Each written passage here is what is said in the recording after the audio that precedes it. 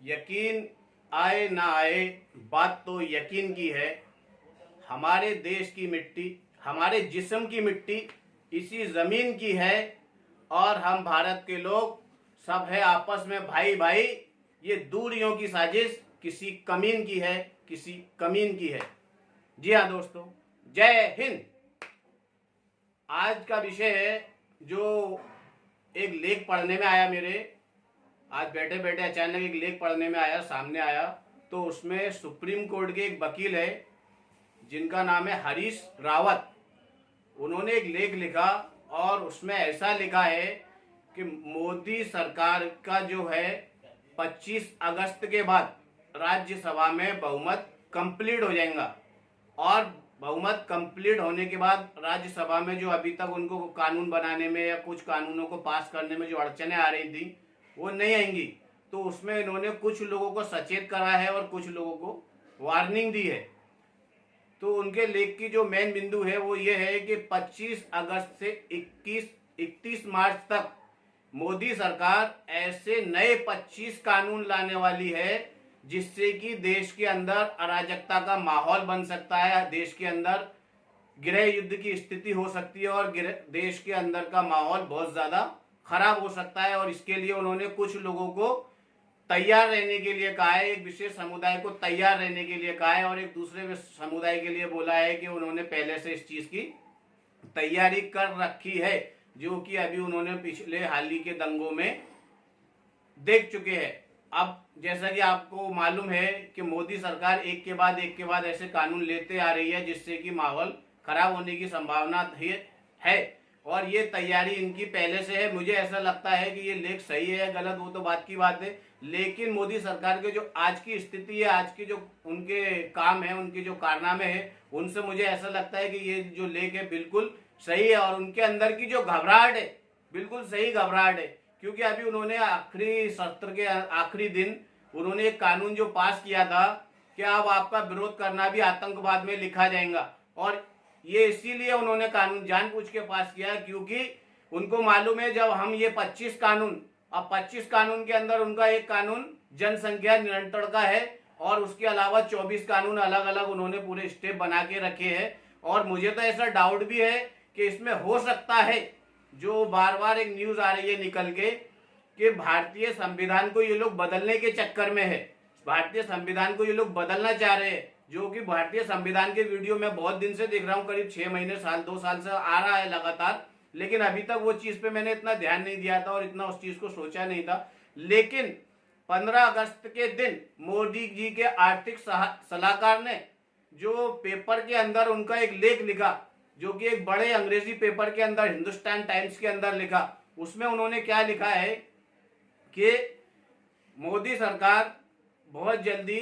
ये जो कानून है, ये संविधान है, बदलना चाह रही है और इसकी इन्होंने पूरी तैयारी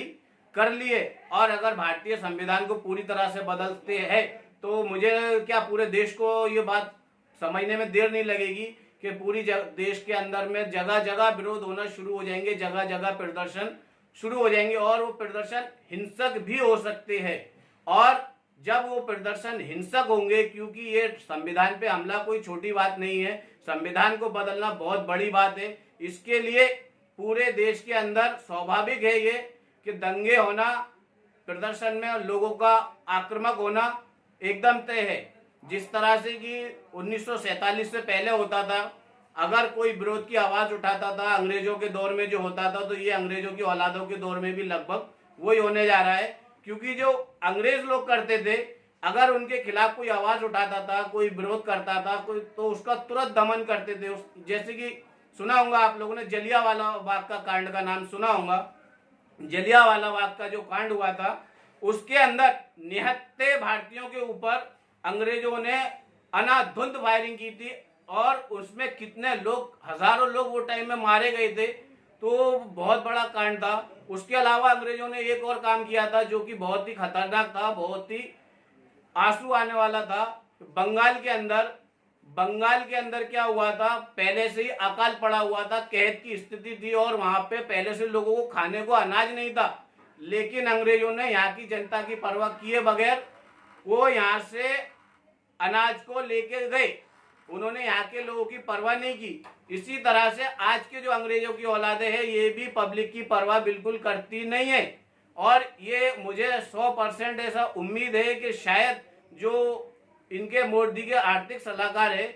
इन्होंने बिना मोदी की राय के तो इतना बड़ा लेख लिखा नहीं होगा, या मोदी की जानकारी में नहीं होगा, ऐसा इन्होंने लेख लिख नहीं सकते। तो ये लोग उस चीज की भी मुझे लगता है तैयारी करके बैठे, जिस तरह से कि अभी आपने देखा कुछ साल पहले बाबरी मस्जिद का जो फैसला आया था वो भी बहुत बड़ा फैसला था, और इन्होंने पूरे देश के अंदर नाकाबंदी कर दी थी, पूरे देश के अंदर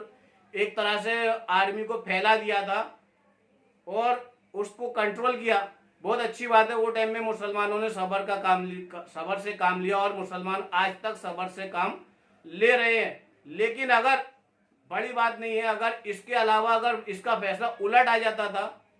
तो क्या होता था, ये आप लोग सब अंदाज लगा सकते हैं। क्योंकि आज जो अपनी आंखों से अपन देख रहे हैं, जो मामले हो रहे हैं देश के अंदर, अभी हरियाणा के अंदर अपन ने देखा, उसके अलावा हरियाणा के अलावा अभी यूपी के अंदर भी देखे हमने,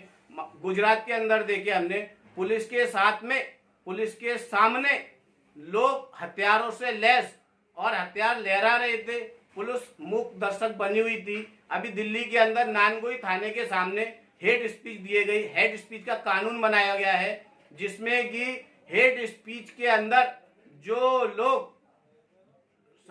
हेट स्पीच देते हैं उसके लिए किसी को जरूरी नहीं है कि वो जाके पुलिस को इन्फॉर्म करे, वो पुलिस स्टेशन में जाके एफआईआर करे। सुप्रीम कोर्ट ने ये कानून में स्पष्ट बोला हुआ है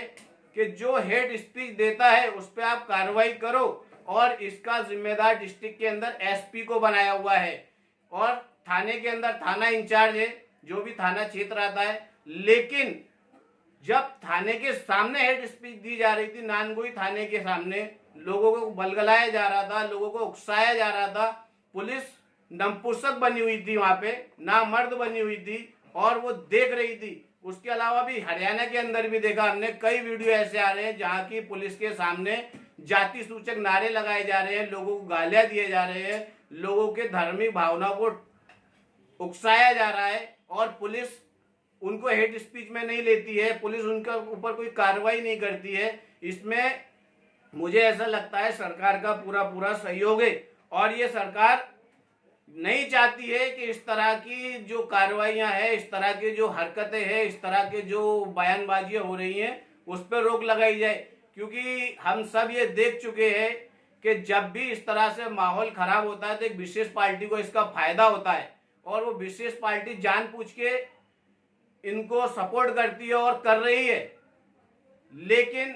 ये सही नहीं है, ये देश के लिए हानिकारक है, हमारे लिए हानिकारक है, आपके लिए हानिकारक है, पूरे जनता के लिए हानिकारक है। और इसमें सबसे ज्यादा क्या होता है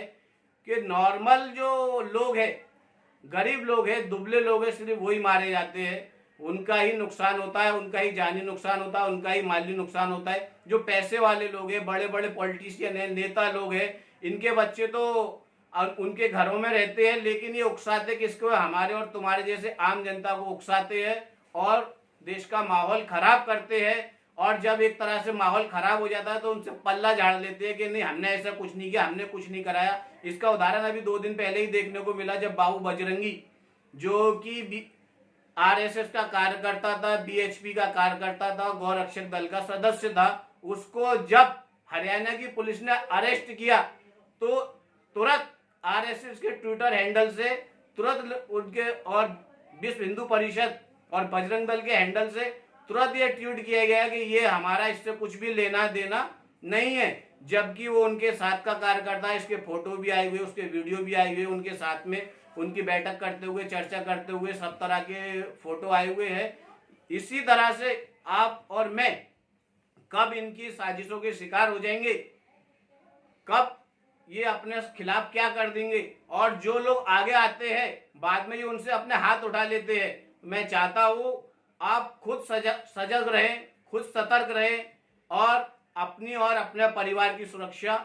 खुद करें। ये आपकी जिम्मेदारी है, क्योंकि सत्ता में जो लोग बैठे हैं वो बे औलाद है, उनकी कोई औलादे नहीं है, वो आपके लिए और आपकी औलादों के लिए कुछ सोचने वाले नहीं है। आपकी और आपकी सुरक्षा की जिम्मेदारी, आपकी औलादों की सुरक्षा की जिम्मेदारी खुद आपकी है। तो आपसे मैं यह अनुरोध करूंगा, इन गंदी चीजों में आप ना जाएं, अपने बच्चों को भी ना भेजें, और इस तरह के जो प्रोग्राम होते हैं उनका आप बाइकआउट करें। जब भी हमारा देश आगे बढ़ेगा, जब हमारे देश की तरक्की होगी। ये सब जो मुद्दे उठाए जा रहे हैं सिर्फ आपका ध्यान भटकाने के लिए उठाए जा रहे हैं, क्योंकि आप शिक्षा की बात ना करें, आप स्वास्थ्य की बात ना करें, आप रोजगार की बात ना करें, आप अपनी मूल सुविधाओं की बात ना करें, आप अपनी मूल सुविधाओं को ना मांगे। इसलिए आपको भटकाने की